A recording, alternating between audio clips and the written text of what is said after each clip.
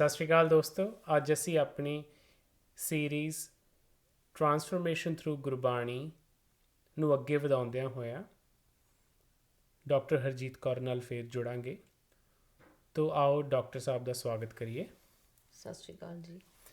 ਸੋ madam, ਅੱਜ ਦਾ ਜਿਹੜਾ topic ਹੈ ਉਹ ਹੈ ਪਰਮਾਤਮਾ ਕੀ ਹੈ ਅਤੇ ਪਰਮਾਤਮਾ ਦੇ ਕੀ ਗੁਣ ਨੇ। ਸੋ ਆਓ ਇਸ ਤੋਂ ਸ਼ੁਰੂ ਕਰੀਏ ਅਤੇ ਫਿਰ ਜਿੱਦਾਂ ਜਿੱਦਾਂ ਸਵਾਲ ਆਉਂਦੇ ਜਾਣਗੇ ਅਤੇ ਉਹ ਮੈਂ ਤੁਹਾਡੇ ਤੋਂ ਪੁੱਛਾਂਗਾ। ਸੋ ਤੁਹਾਡੀ ਨਜ਼ਰ 'ਚ ਜਾਂ ਤੁਹਾਡੀ ਸਮਝ ਮੁਤਾਬਕ ਪਰਮਾਤਮਾ ਕੀ ਹੈ? ਸੈਮੀ ਜੀ, ਪਰਮਾਤਮਾ ਦੋ ਅੱਖਰਾਂ ਦਾ ਸੁਮੇਲ ਹੈ, ਪਰਮ ਤੇ ਆਤਮਾ। ਯਾਨੀ ਕਿ ਆਤਮਾ ਹੀ ਵੱਡੇ ਰੂਪ ਵਿੱਚ, ਆਪਣੇ ਪਰਿਪੂਰਨ ਰੂਪ ਵਿੱਚ ਜਦੋਂ ਹੁੰਦੀ ਹੈ ਤੇ ਉਸ ਨੂੰ ਅਸੀਂ ਪਰਮਾਤਮਾ ਕਹਿੰਦੇ ਹਾਂ। ਯਾਨੀ ਕਿ ਉਹ ਪਰਮਾਤਮਾ ਹਰ ਜੀਵ ਜੰਤੂ, ਹਰ ਮਨੁੱਖ ਔਰ ਜੜ ਤੇ ਚੇਤਨ ਦੋਨੋਂ ਤਰ੍ਹਾਂ ਦੀ ਅਵਸਥਾਵਾਂ ਵਿੱਚ ਇਸ ਸੰਸਾਰ ਦੇ ਵਿੱਚ ਵਿਦਮਾਨ ਹੈ। ਇਸ ਕਰਕੇ ਹਰ ਇੱਕ ਚੀਜ਼ ਦੀ ਲਾਈਫ ਨਾਲ ਜੁੜਿਆ ਹੋਇਆ ਹੈ ਔਰ ਹਰ ਚੀਜ਼ ਦੀ ਮਿਆਦ ਉਸਨੇ ਕਾਇਮ ਕੀਤੀ ਹੋਈ ਹੈ। ਔਰ ਕਿਸ ਤਰ੍ਹਾਂ ਜੁੜਿਆ ਹੋਇਆ ਹੈ, ਇਸ ਬਾਰੇ ਬਹੁਤ ਵਿਚਾਰਾਂ ਹਨ।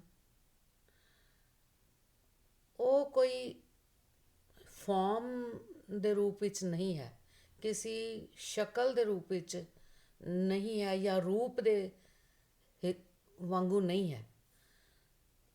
ਪਰਮਾਤਮਾ ਇੱਕ ਐਨਰਜੀ ਦਾ ਨਾਮ ਹੈ, ਇੱਕ ਸ਼ਕਤੀ ਦਾ ਨਾਮ ਹੈ ਔਰ ਉਹ ਹਰ ਇੱਕ ਵਸਤੂ ਵਿੱਚ, ਚਾਹੇ ਉਹ ਸਾਨੂੰ ਦਿਸਦੀ ਹੈ ਜਾਂ ਨਹੀਂ ਦਿਸਦੀ, ਉਸ ਦੇ ਵਿੱਚ ਉਹ ਆਪਣੀ ਸ਼ਕਤੀ ਰੂਪ ਕਰਕੇ ਸ਼ਾਮਲ ਹੈ।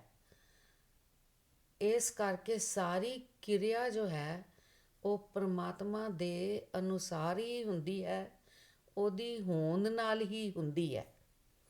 ਤੁਸੀਂ ਦੋ ਸ਼ਬਦ ਵਰਤੇ ਇੱਥੇ, ਜੜ ਅਤੇ ਚੇਤਨ। ਸੋ ਥੋੜ੍ਹਾ ਇਹਨਾਂ ਵਰਡਸ 'ਤੇ ਚਾਨਣਾ ਪਾਓਗੇ? ਜੜ ਤੋਂ ਭਾਵ ਇਹ ਹੈ ਕਿ ਜਿਹੜੀਆਂ ਚੀਜ਼ਾਂ ਆਪਣੇ ਆਪ ਨੂੰ ਆਪ ਨਹੀਂ ਚਲਾ ਸਕਦੀਆਂ ਉਹ ਜੜ। ਜਿਵੇਂ ਕਿ ਅਸੀਂ ਪੱਥਰ ਨੂੰ ਕਹਿ ਦਈਏ ਤੇ ਇਹ ਜੜ ਹੈ। ਪਰ ਜੇ ਅਸੀਂ ਇਹ ਸੋਚੀਏ ਕਿ ਪੱਥਰ ਦੇ ਵਿੱਚ ਪਰਮਾਤਮਾ ਨਹੀਂ ਤੇ ਚੇਤਨ ਯਾਨੀ ਕਿ ਮਨੁੱਖ ਜਾਂ ਪਸ਼ੂਆਂ ਦੇ ਵਿੱਚ ਜਾਂ ਪਕਸ਼ੀਆਂ ਦੇ ਵਿੱਚ ਪਰਮਾਤਮਾ ਹੈ, ਤੇ ਉਹ ਸਾਡੀ ਕਹਿਣੀ ਗਲਤ ਹੋਵੇਗੀ। ਕਿਉਂਕਿ ਜੇ ਅਸੀਂ ਸ਼ਕਤੀ ਰੂਪ ਮੰਨਦੇ ਹਾਂ ਤੇ ਹੁਣ ਤਾਂ ਸਾਇੰਸ ਵੀ ਮੰਨਦੀ ਹੈ ਕਿ ਹਰ ਐਟਮ, ਉਹਦੇ ਵਿੱਚ ਇੰਨੀ ਸ਼ਕਤੀ ਭਰਪੂਰ ਹੈ ਕਿ ਇੱਕ ਇੱਕ ਐਟਮ ਜੋ ਹੈ ਉਹ ਇੱਕ ਦੁਨੀਆ ਨੂੰ ਸਿਰਜ ਵੀ ਸਕਦਾ ਹੈ, ਤਬਾਹ ਵੀ ਕਰ ਸਕਦਾ। ਤਾਂ ਇਹਦਾ ਮਤਲਬ ਉਹ ਸ਼ਕਤੀ ਕਿੱਥੋਂ ਆਉਂਦੀ ਹੈ? ਇਹ ਉਹ ਪਰਮ ਐਨਰਜੀ ਰੂਪ ਤੋਂ ਹੀ ਆਉਂਦੀ ਹੈ, ਜਿਹੜਾ ਸਾਡੀ ਪਕੜ ਤੋਂ ਬਾਹਰ ਹੈ, ਜਿਹੜਾ ਕਿਸੇ ਰੂਪ ਰੰਗ ਦੇ ਵਿੱਚ ਨਹੀਂ ਹੈ। ਪਰ ਆਮ ਮਨੁੱਖ ਇਸ ਗੱਲ ਨੂੰ ਨਹੀਂ ਸਮਝ ਸਕਦਾ, ਇਸ ਕਰਕੇ ਉਹਨੂੰ ਕਿਸੇ ਨਾ ਕਿਸੇ ਫਾਰਮ ਦੇ ਵਿੱਚ ਹੀ ਉਸ ਨੂੰ ਧਿਆਉਂਦਾ ਹੈ। ਜੇਕਰ ਉਹਨੂੰ ਨਿਰਾਕਾਰ ਰੂਪ ਦੇ ਵਿੱਚ ਮੰਨੀਏ ਤੇ ਉਹਦਾ ਸਰੂਪ ਬਹੁਤ ਹੀ ਵੱਡਾ ਹੈ।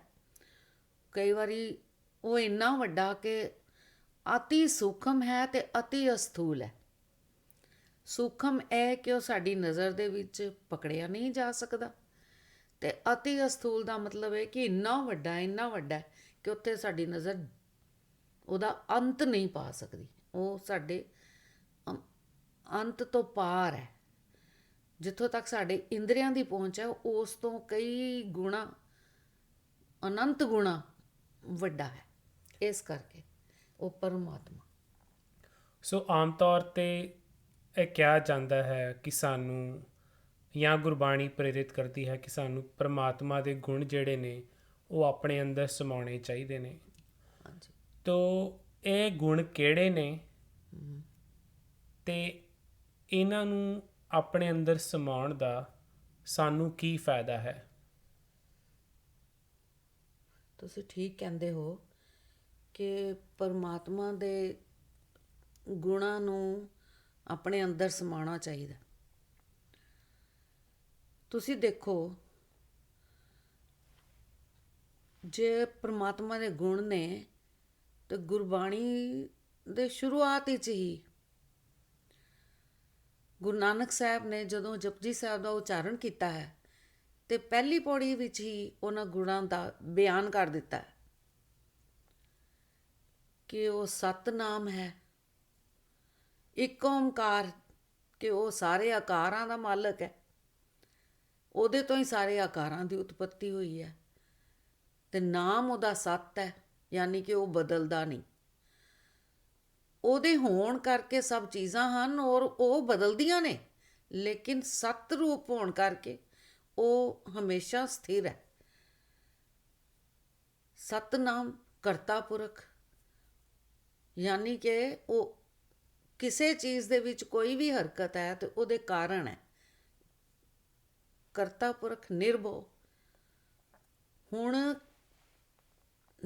ਉਹਦੇ ਅੰਦਰ ਭੈ ਕਿਸੇ ਦਾ ਨਹੀਂ, ਕਿਉਂਕਿ ਉਹਦੇ ਵਰਗਾ ਦੂਜਾ ਕੋਈ ਨਹੀਂ।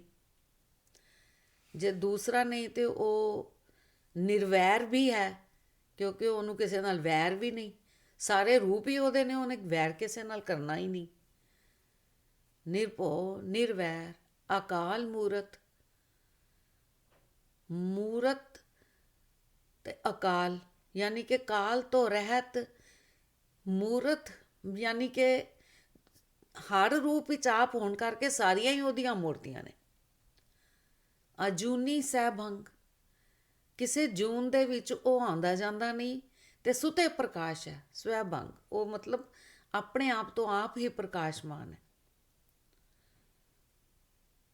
ਨਿਰਭਉ ਨਿਰਵੈਰ ਅਕਾਲ ਮੂਰਤ ਅਜੂਨੀ ਸਵੈਭੰਗ ਗੁਰ ਪ੍ਰਸਾਦ। ਕਿਵੇਂ ਪ੍ਰਾਪਤ ਹੁੰਦਾ ਹੈ? ਗੁਰੂ ਦੀ ਕਿਰਪਾ ਨਾਲ ਪ੍ਰਾਪਤ ਹੁੰਦਾ ਹੈ। ਸੋ ਇਹ ਹੈ ਉਸ ਦਾ ਅਸਲੀ ਸਰੂਪ, ਕਿ ਉਹ ਵੱਡਾ ਹੈ ਤੇ ਅਥਾਹ ਹੈ, ਅਪਾਰ ਹੈ। ਤੁਸੀਂ ਜਾਪ ਸਾਹਿਬ ਦੇ ਵਿੱਚ ਪਰਮਾਤਮਾ ਦੀ ਬੇਅੰਤਤਾ ਦਾ ਨਿਸ਼ਚਾ ਕਰ ਸਕਦੇ ਹੋ। ਅਰੂਪ ਹੈ, ਅਨੂਪ ਹੈ, ਅਜੂ ਹੈ, ਅਭੂ ਹੈ, ਅਲੇਖ ਹੈ, ਅਭੇਕ ਹੈ। ਕਿੰਨੇ ਲੱਛਣ ਗੁਰੂ ਗੋਬਿੰਦ ਸਿੰਘ ਜੀ ਨੇ ਪਰਮਾਤਮਾ ਦੇ ਚਿੰਨ੍ਹਿਤ ਕੀਤੇ ਹਨ। ਤੋ ਅਸੀਂ ਜਦੋਂ ਇੱਕ ਗੱਲ ਜੋ ਮੇਰੀ ਸਮਝ ਵਿੱਚ ਆਈ ਹੈ ਉਹ ਇਹ ਹੈ ਕਿ ਜਦੋਂ ਅਸੀਂ ਵੱਡੇ ਗੁਣਾਂ ਨੂੰ ਯਾਦ ਕਰਦੇ ਹਾਂ ਤੇ ਅਸੀਂ ਸੰਕੀਰਣਤਾ ਤੋਂ ਪਰਾਂ ਹੋ ਜਾਂਦੇ ਹਾਂ। ਅਸੀਂ ਆਪਣੇ ਛੋਟੇਪਨ ਤੋਂ ਦੂਰ ਹੋ ਜਾਂਦੇ ਹਾਂ। ਸਾਡੇ ਅੰਦਰ ਸਾਡਾ ਹੀ ਵਿਸਥਾਰ ਟਾਟਾ ਮਾਰਦਾ ਤੇ ਉਹੀ ਸਾਨੂੰ ਵੱਡੇਪਨ ਦੀ ਜੋ ਹੈ ਉਹ ਸੋਚ ਦਿੰਦਾ ਹੈ, ਔਰ ਉਹਦੇ ਨਾਲ ਹੀ ਸਾਡੇ ਅੰਦਰ ਵੀ ਉਹ ਨਿਰਵੈਰਤਾ, ਨਿਰਲੇਪਤਾ, ਨਿਰਪੱਖਤਾ, ਇਹ ਸਾਰੇ ਗੁਣ ਪੈਦਾ ਹੁੰਦੇ ਹਨ। ਸੋ ਪਰਮਾਤਮਾ ਦੇ ਗੁਣਾਂ ਦਾ ਬਿਆਨ ਕਰਦੇ ਕਰਦੇ ਅਸੀਂ ਉਹਦੇ ਗੁਣ ਰੂਪ ਹੀ ਹੋ ਜਾਂਦੇ ਹਾਂ, ਉਹਨਾਂ ਵਿੱਚ ਹੀ ਲੀਨ ਹੋ ਜਾਂਦੇ ਹਾਂ। ਤੋ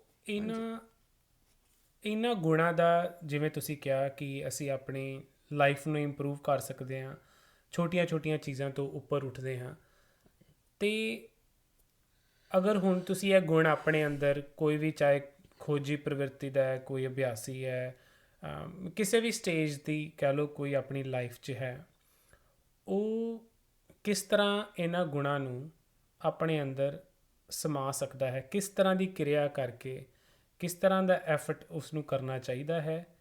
ਅਤੇ ਇਸ ਐਫਰਟ ਕਿੰਨਾ ਸਹਿਜ ਹੋਵੇ, ਕਿੰਨਾ ਅਸਹਿਜ ਹੋਵੇ?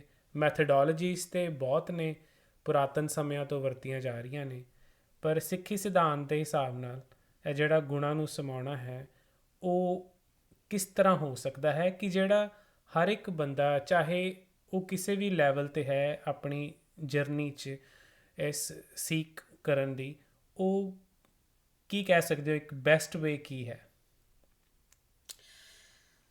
ਇਹ ਪਰਮਾਤਮਾ ਨੂੰ ਯਾਦ ਕਿਵੇਂ ਕੀਤਾ ਜਾਏ, ਇਹੀ ਚੀਜ਼ ਹੈ।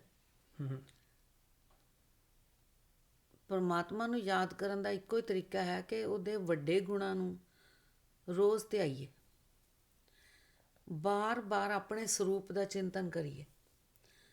ਅਸੀਂ ਆਪਣੇ ਆਪ ਨੂੰ ਬਹੁਤ ਛੋਟਾ ਇਸ ਤਰ੍ਹਾਂ ਮੰਨਿਆ ਹੈ ਕਿਉਂਕਿ ਅਸੀਂ ਇਸ ਦੇਹੀ ਨੂੰ ਹੀ ਆਪਣਾ ਮੰਨਦੇ ਹਾਂ ਕਿ ਇਸ ਦੇਹੀ ਦੇ ਦੁੱਖ ਸੁੱਖ ਨੂੰ ਹੀ ਆਪਣਾ ਦੁੱਖ ਸੁੱਖ ਮੰਨਦੇ ਹਾਂ।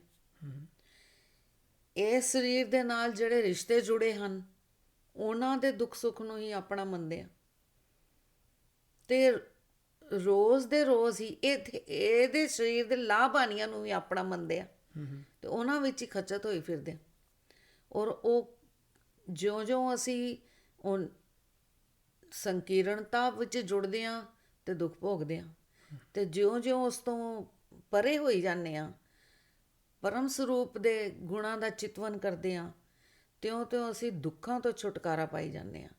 ਸੁੱਖ ਸਰੂਪ ਮੇਰਾ ਆਪਣਾ ਆਪ ਹੈ, ਮੈਂ ਦੁੱਖ ਰੂਪ ਨਹੀਂ, ਮੈਂ ਸੁੱਖ ਸਰੂਪ ਹਾਂ। ਪਰ ਮੈਨੂੰ ਭੁੱਲ ਗਿਆ ਕਿ ਮੈਂ ਸੁੱਖ ਸਰੂਪ ਹਾਂ। ਹੁਣ ਉਹ ਕਹਿੰਦੇ ਕਿ ਕਿਉਂ ਭੁੱਲ ਗਿਆ? ਕਿਉਂਕਿ ਇਹਨੂੰ ਕਹਿੰਦੇ ਆ ਕਿ ਭੁਲਾਉਣ ਵਾਲਾ ਵੀ ਆਪ ਹੈ। ਔਰ ਉਹ ਕਿਸ ਤਰ੍ਹਾਂ ਭੁਲਾਉਂਦਾ ਹੈ? ਕਿਉਂਕਿ ਮਾਇਆ ਦਾ ਜਾਲ ਸਾਡੇ 'ਤੇ ਪਾਉਂਦਾ ਹੈ। ਮਾਇਆ ਕਿਉਂ ਹੈ? ਕਿਉਂਕਿ ਇਹ ਵੀ ਉਹਦਾ ਭਾਣਾ ਹੈ ਕਿ ਜਿਹੋ ਜਿਹੇ ਅਸੀਂ ਕਰਮ ਕਰਾਂਗੇ ਤਿਉਂ-ਤਿਉਂ ਅਸੀਂ ਆਪਣੇ ਆਪ ਨੂੰ ਭੁੱਲੀ ਜਾਵਾਂਗਾ ਤੇ ਇੱਕ ਪਰਦਾ ਜਿਹੜਾ ਹੈ ਅਗਿਆਨਤਾ ਦਾ ਸਾਡੇ ਅੱਗੇ ਬਣੀ ਜਾਏਗਾ।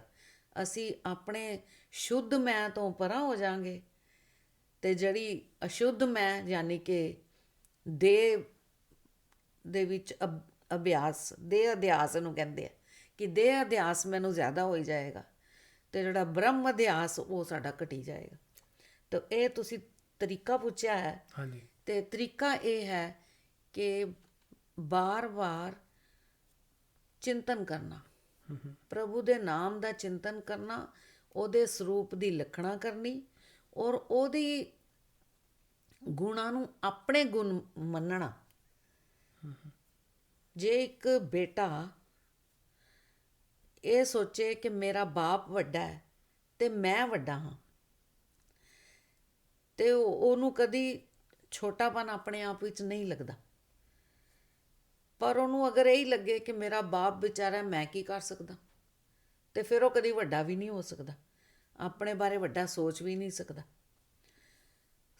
ਹੁਣ ਮੇਰਾ ਗੁਰਬਾਣੀ ਦੇ ਮੁਤਾਬਕ ਹੈ ਕਿ ਪਿਤਾ ਮੇਰਾ ਵੱਡੋ ਧਨੀ ਅਗਮਾ, ਉਸਤਤ ਕਵਨ ਕਰੀਜਾ ਕਰਤੇ ਪੇਖ ਰਹੇ ਬਿਸਮਾ।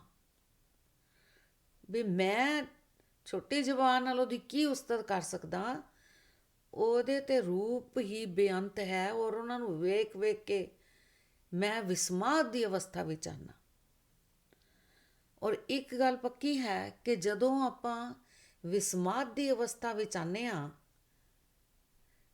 ਤੇ ਸਾਡੇ ਅੰਦਰ ਇੱਕ ਅਥਾਹ ਸ਼ਾਂਤੀ ਦੀ ਲਹਿਰ ਪੈਦਾ ਹੁੰਦੀ ਹੈ। ਜਾਂ ਅੱਜ ਕੱਲ੍ਹ ਦੀ ਸਾਇੰਸ ਦੀ ਮੁਤਾਬਕ ਅਸੀਂ ਗੈਮਾ ਸਥਿਤੀ 'ਚ ਪਹੁੰਚ ਜਾਂਦੇ ਹਾਂ। ਅਲਫਾ, ਬੀਟਾ ਤੇ ਗਾਮਾ ਤਿੰਨ ਤਰ੍ਹਾਂ ਦੀਆਂ ਜੋ ਵੇਵਜ਼ ਨੇ ਸਾਡੇ ਅੰਦਰੋਂ ਨਿਕਲਦੀਆਂ ਨੇ ਤੇ ਜਦੋਂ ਸਾਡਾ ਮਨ ਬਹੁਤ ਉਥਲ ਪੁਥਲ ਹੁੰਦਾ ਅਸੀਂ ਅਲਫਾ ਲੈਵਲ 'ਤੇ ਹੁੰਦੇ ਹਾਂ। ਜਦੋਂ ਅਸੀਂ ਥੋੜ੍ਹੀ ਨਿਦਰਾ ਅਵਸਥਾ ਥੋੜ੍ਹਾ ਜਾਂਦੇ ਹਾਂ, ਸਬਕੌਂਸ਼ੀਅਸ ਚੇਤਨ ਹੈ ਸਾਡਾ, ਤੇ ਫਿਰ ਅਸੀਂ ਬੀਟਾ ਅਵਸਥਾ ਵਿੱਚ ਹਾਂ। ਪਰ ਜਦੋਂ ਅਸੀਂ ਸੁੱਖ ਦੀ ਨੀਂਦ ਸੁੱਤੇ ਹਾਂ ਤੇ ਅਸੀਂ ਉੱਠ ਕੇ ਕਹਿੰਦੇ ਹਾਂ ਮੈਨੂੰ ਨਹੀਂ ਪਤਾ ਲੱਗਾ ਅੱਜ ਮੈਂ ਕਿੱਥੇ ਸੁੱਤਾ ਸੀ, ਇੰਨੀ ਗੂੜੀ ਨੀਂਦ ਆਈ।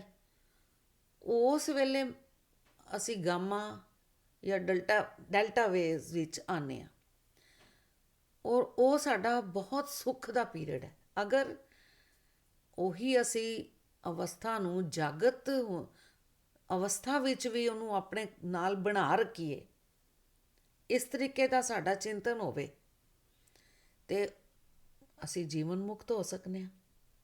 ਔਰ ਉਹੀ ਪਰਮਾਤਮਾ ਦੇ ਵਿੱਚ ਹਰ ਵੇਲੇ ਲੀਨ ਹੋਣ ਦੀ ਅਵਸਥਾ ਵੀ ਹੈ ਕਿਉਂਕਿ ਇਹ ਸਾਰੀ ਪ੍ਰਕਿਰਤੀ ਇੱਕ ਨਿਜ਼ਾਮ ਵਿੱਚ ਚੱਲ ਰਹੀ ਹੈ ਔਰ ਉਸ ਦੀ ਇੱਕ ਧਵਨੀ ਹੈ।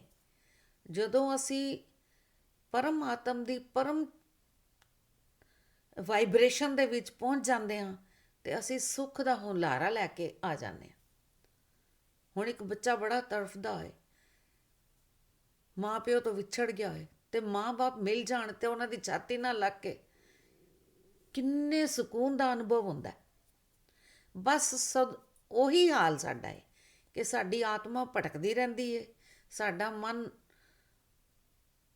ਤੋੜ ਫੋੜ ਉਛਲ ਕੂਦ ਉਹ ਸਭ ਚਿੰਤਨ ਕਰਦਾ ਰਹਿੰਦਾ ਹੈ।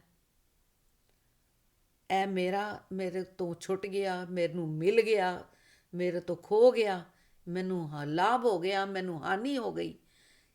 ਇਹ ਸਾਰਾ ਜੋ ਲਾਭ ਹਾਨੀ ਦੀ ਪ੍ਰਕਿਰਿਆ ਜਮਾ ਘਟਾਓ ਜੋ ਮਨ 'ਚ ਚੱਲਦਾ ਰਹਿੰਦਾ ਹੈ, ਉਹਦੇ ਕਰਕੇ ਵਿਅਥਿਤ ਹੁੰਦਾ, ਦੁਖੀ ਹੁੰਦਾ, ਬੇਚਾਰਗੀ ਵਿੱਚ ਆਉਂਦਾ ਹੈ। ਪਰ ਜਦੋਂ ਉਹ ਸੋਚਦਾ ਹੈ ਵੀ ਲਾਭ ਵੀ ਮੇਰਾ ਕੋਈ ਨਹੀਂ, ਹਾਨੀ ਵੀ ਮੇਰੀ ਕੋਈ ਨਹੀਂ, ਇਹ ਤੇ ਕਰਤੇ ਦਾ ਸੰਸਾਰ ਹੈ, ਉਹਨੇ ਇਹ ਕਰੀ ਜਾਣਾ ਹੈ, ਇੱਥੇ ਐਕਸ਼ਨ ਹੋ ਹੀ ਜਾਣਾ ਹੈ। ਔਰ ਜਦੋਂ ਉਹ ਦਿਲ ਨੂੰ ਚੀਜ਼ਾਂ ਨਹੀਂ ਲਗਾਉਂਦਾ, ਉਹ ਇਸ ਤੋਂ ਪਰੇ ਰਹਿੰਦਾ ਔਰ ਉਹ ਪਰਮ ਅਵਸਥਾ ਵਿੱਚ ਹੌਲੀ ਹੌਲੀ ਪਹੁੰਚਣਾ ਸ਼ੁਰੂ ਹੋ ਜਾਂਦਾ ਹੈ। ਹੌਲੀ ਹੌਲੀ ਉਸ ਅਵਸਥਾ ਵਿੱਚ ਰਹਿਣਾ ਸ਼ੁਰੂ ਹੋ ਜਾਂਦਾ ਹੈ ਔਰ ਉਹਦੇ ਲਈ ਉਹ ਅਵਸਥਾ ਥੋੜ੍ਹੀ ਸਥਿਰ ਹੋਣੀ ਸ਼ੁਰੂ ਹੋ ਜਾਂਦੀ ਹੈ। ਔਰ ਬੜੀਆਂ ਤਰ੍ਹਾਂ ਦੀਆਂ ਬਿਮਾਰੀਆਂ, ਬੜੀਆਂ ਤਰ੍ਹਾਂ ਦੀਆਂ ਸੋਚਾਂ ਅਤੇ ਚਿੰਤਾਵਾਂ ਤੋਂ ਉਹ ਇਨਸਾਨ ਮੁਕਤ ਹੋ ਜਾਂਦਾ ਹੈ। ਪਰਮ ਆਤਮਾ ਦੇ ਨਾਲ ਰਹਿਣ ਦਾ ਮਤਲਬ ਹੀ ਹੈ ਕਿ ਤੁਸੀਂ ਛੋਟੇ ਛੋਟੇ ਵਿਅਥਿਤ ਜੋ ਕਰਨ ਵਾਲੀਆਂ ਚਿੰਤਾਵਾਂ ਨੇ ਉਹਨਾਂ ਤੋਂ ਤੁਸੀਂ ਦੂਰ ਹੋ ਜਾਓ ਔਰ ਇਹੀ ਉਹਦਾ ਲਾਭ ਹੈ। ਸੋ ਇਸ ਕਨਵਰਸੇਸ਼ਨ ਨੂੰ ਆਪਾਂ ਫੇਰ ਕੰਟੀਨਿਊ ਕਰਾਂਗੇ। ਸਤਿ ਸ਼੍ਰੀ ਅਕਾਲ। ਸਤਿ ਸ਼੍ਰੀ ਅਕਾਲ ਜੀ।